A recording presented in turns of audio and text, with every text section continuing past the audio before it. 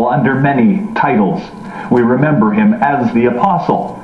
We remember him as a missionary. We remember him as an evangelist, powerfully preaching the gospel of Christ. But we also remember him as a theologian, one who was able to go to the scriptures and to consider the deep things of God. There are some people who have a brilliant mind, but Paul also was eminently practical. Unfortunately, some people are considered very heady and have a difficult time translating their lofty thoughts into daily life. Not so with Paul. Paul understood that a solid foundation was urgently needed in the lives of the Christians to whom he spoke. So Paul always, in his letters, began with solid teaching, with rich doctrine, upon which to serve as a foundation from which he would then move forward and share Christ with people.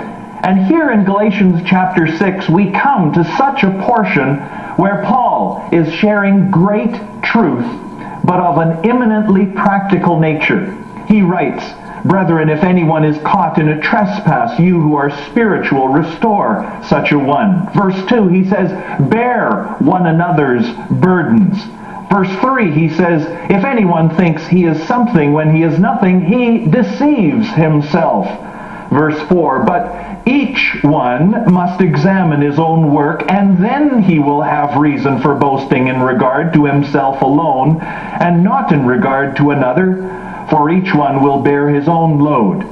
Verse 6, he says, "The one who is taught the word is to share all good things with the one who teaches him." But most especially, I want to zero in on verses 7, 8, and 9. Paul says, "Do not be deceived.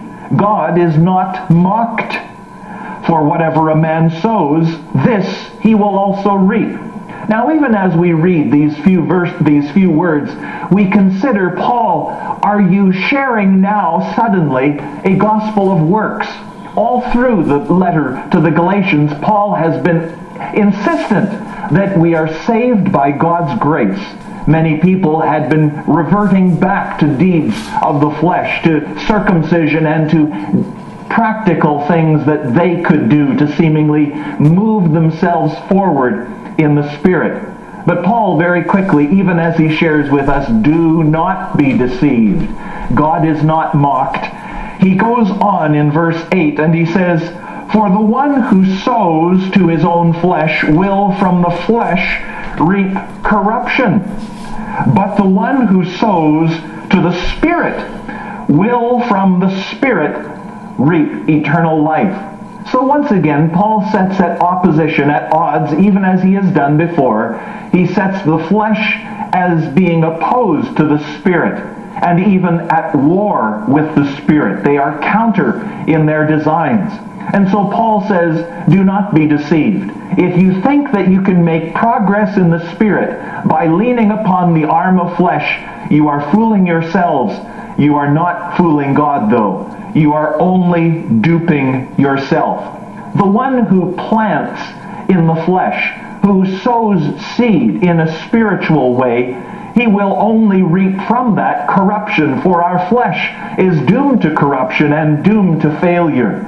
But Paul says, in the Spirit, in the things that have to do with the Spirit that lasts forever, he says that is where you are to sow.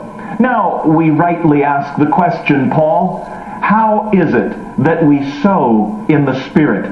How is it that we look for a bountiful harvest in this spiritual realm?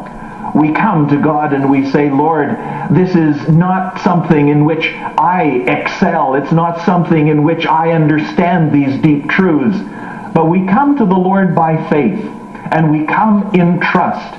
And we say, Lord, nothing in my hand I bring, simply to thy cross I cling. We come in that way not only at the point of salvation, but in all of our growth, in all of the strengthening of spiritual muscles. So we hear Paul say, sow to the Spirit, that you might reap eternal life, life everlasting. And so we want to take hold of that.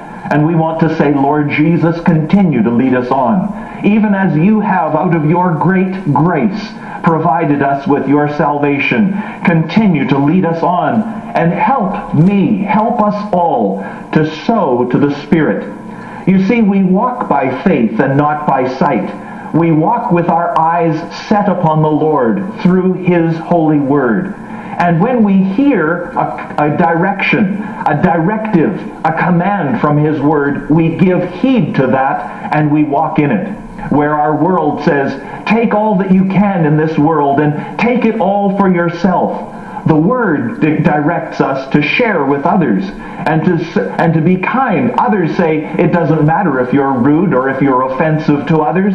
But Christ comes and He bids us to walk a different way. And so even as you do that, even as you tune your ear to hear from God and to hear His Word and how we are to live according to His plan, we are walking by faith.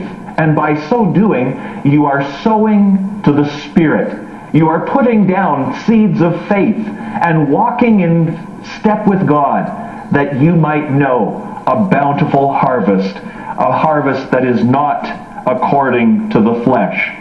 The apostle in verse 9, he says, let us not lose heart in doing good, for in due time we will reap if we do not grow weary. Oh, sometimes it is easy to become weary in well-doing. It's easy to say, I've been walking this road for such a long time, but yet there seems to have been such little effect.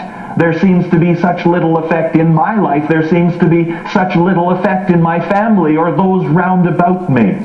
But the apostle, even as he's about to sign off from this letter to the Galatians, he wants to encourage them. He wants to prod them. He wants to be a strength to them that they might not lose heart in doing good.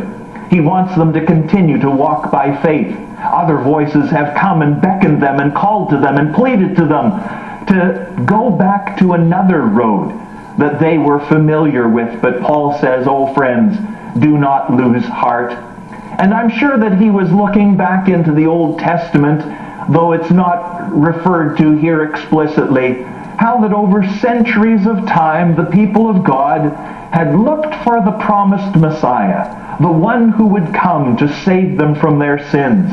And finally, God, in His own great timetable, He brought Jesus to this world, and then Jesus, after a few years, dying upon the cross.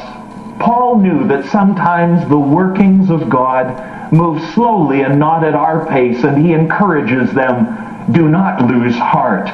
For in due time, Jesus came at just the right time. Paul wrote earlier in Galatians chapter 2, at the right time, at just the right time, God sent forth His Son, born of a virgin, born under the law, that He might redeem those under the law. In due time, my dear friend, God will reward, and He will bless, and He will strengthen. But He says, we must not grow weary. We must not let our arms fall to our sides and be passive and not consider the things of God, not continue to walk by faith. One more verse.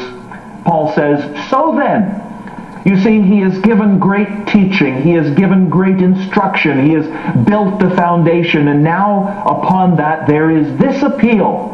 He says, so then, while we have opportunity, let us do good to all people. Paul is saying, we have this opportunity.